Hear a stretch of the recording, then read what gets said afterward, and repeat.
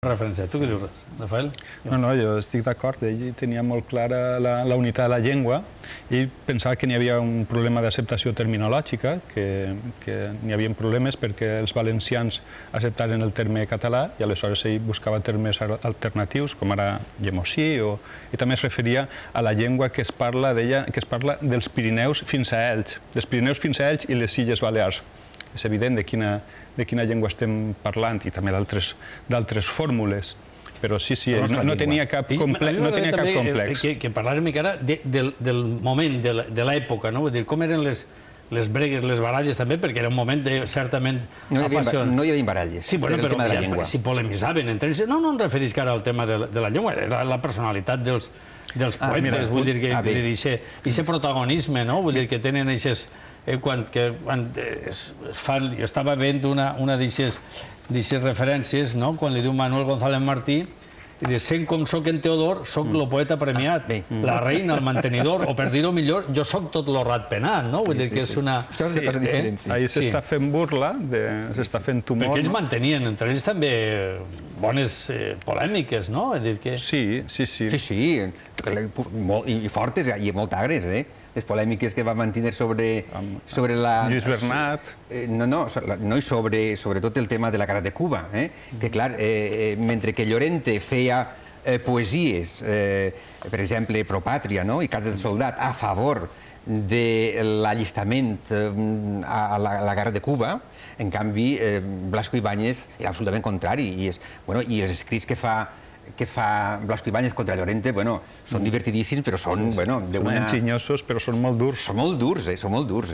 Però l'ingeni que fiquen sí que és interessantíssim, no? Demostra l'altíssim nivell cultural i...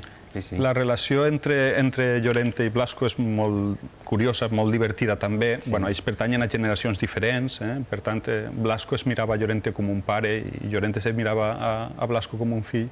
Però és molt divertit perquè Blasco, en els seus escrits públics, és molt dur, carrega molt fortament contra Llorente i contra tot el que fa lo ratpenat. Ell considerava que tot això era perdre el temps.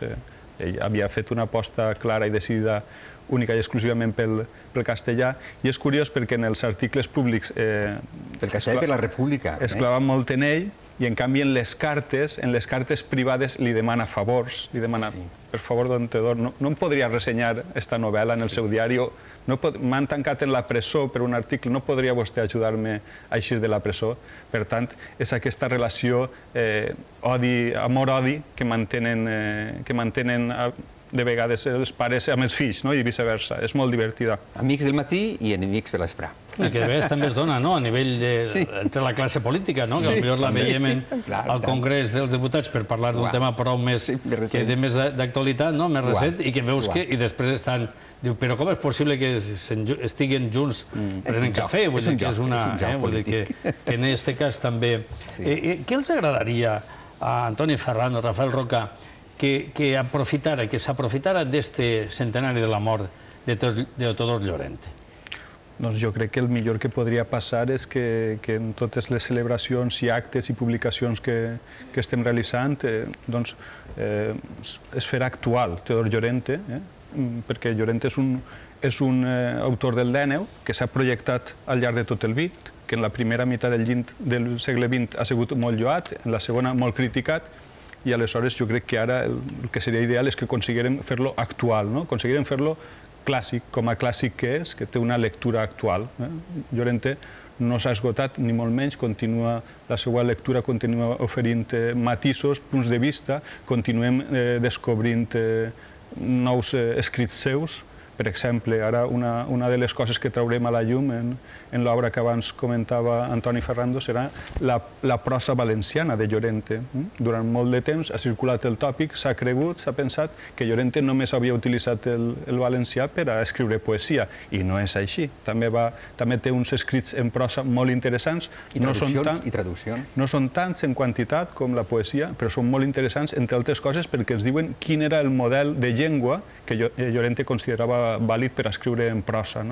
I per tant, vull dir, és un personatge molt ric, del qual queden encara moltes facetes per estudiar i tant de bo també aquestes celebracions servisquen per a impulsar el seu estudi. Jo encara afegiré una altra cosa, i és que m'agradaria que Llorente, la coneixença de Llorente en tots els àmbits valencians, servirà perquè els conservadors i els no conservadors s'estimaren la llengua, com Llorente fa fer. Que això és molt important. Hi ha un últim aspecte que m'agradaria tocar abans d'acabar, i és l'aportació familiar, no? Vull dir, l'aportació familiar, en aquest cas, Joan Teodor Corbill Llorente, el besavi que ha ajudat molt, no? Vull dir que, perquè a més, en aquest cas, diguem que el tronc comú de la família manté moltes de records, de cartes, vull dir que hi ha encara molt que publicar, no? Què seria, has apuntat part de la prosa, però hi hauria alguna més? Sí, n'hi ha prou part de l'epistolari inèdit. L'epistolari també és molt important, ens ofereix molta informació sobre l'època, sobre els personatges, la relació en ells, moltes vegades pel que comentava abans, perquè el que no es diu en públic, el que no es diu en un article al diari, es diu en una epístola, que en principi forma part d'una literatura privada, podríem dir. I pel que dius de la família, l'aportació de la família ha sigut fonamental. La de Joan Teodor ha sigut fonamental, però també la del seu cosí Ricardo Gutiérrez Bernal, i també la d'altres membres de la família. Ricardo, que viu a la casa de Llorente.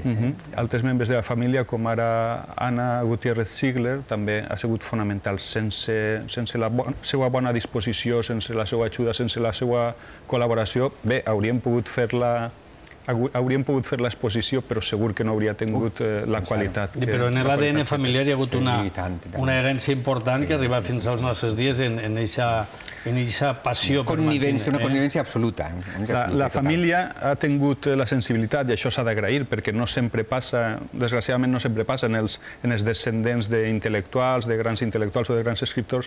La família Llorente, els seus descendents, han tingut la sensibilitat de conservar la memòria, conservar, per exemple, les ulleres que van pertànyer a Llorente i que les podem veure en l'exposició, conservar la ploma en la qual escrivia, és a dir, tota una sèrie, la creu que li regalà Jacint Verdaguer quan anà a Terra Santa, i ell, com a agraïment, li dedica una poesia. És a dir, la família ha tingut la sensibilitat de conservar tots aquests objectes que pense que actualment ens permeten una major aproximació i una nova lectura de l'escriptor. Tenia una habitació reservada a Jacint Verdaguer. Quan vivia a València, Jacint Verdaguer sabia que tenia casa. Un sentit de l'hospitalitat que cal destacar també, i en això acabem. Gràcies, Rafael Roca, Antoni Ferrando, per haver-nos acompanyat. Una invitació també a tots vostès per a que s'apropen més a la figura i a l'obra de Teodor Llorente, serà acudint a aquesta exposició que es poden veure al Moviment. Gràcies per haver-nos acompanyat. Fins a una nova ocasió que ens trobarem de nou així en la cita d'A2 Cultura.